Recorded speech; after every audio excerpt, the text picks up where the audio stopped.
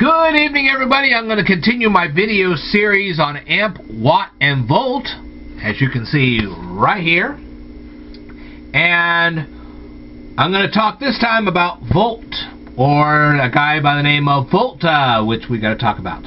Alright, but before I begin, I wanted to let you guys know that I have 5 Kindle books that I have published. You are more than welcome to read them. If you want to read them, leave me a comment in the comment section below, and I'll be more than happy to send you a link to those Kindle books, and you'll find at least one of them, and the other 4 can be found just as easily. Okay?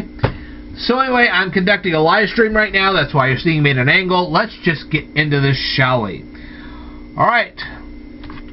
What is a volt? The history of the volt goes back to the inventor of the first battery. The man who invented this first battery was named Alessandro Volta. He took discs made of zinc and copper. Okay, he'd take one zinc disc, one copper disc, and he'd put them on top of each other. Then he'd put another zinc disc on. Then he'd take another copper disc on, and so on and so forth.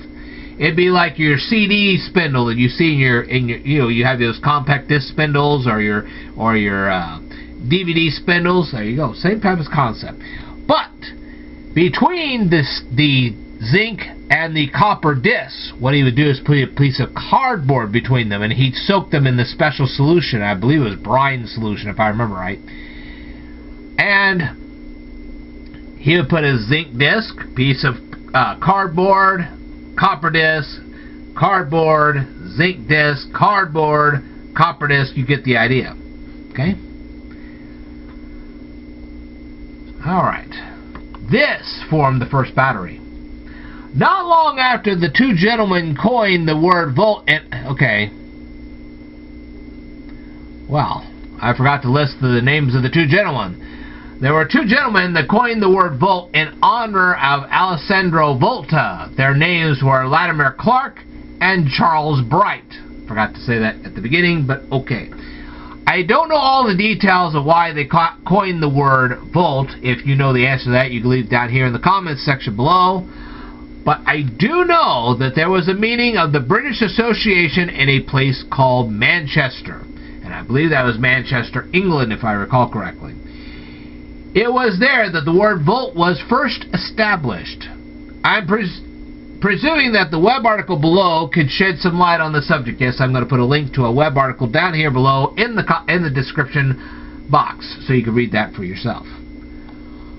I hope you'll take the time to read the article. Alright. So far, I have given you a lot of information about volts. But what exactly is it?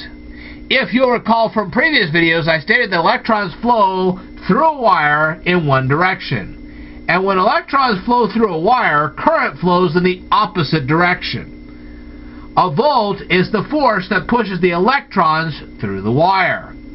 If you increase voltage in a wire, more electrons will pass through the wire and more current will travel in the opposite direction. If more electrons pass through a wire, the more current will travel through the wire. Okay, yeah, I got that. And if there is more current, then a light bulb will glow brighter.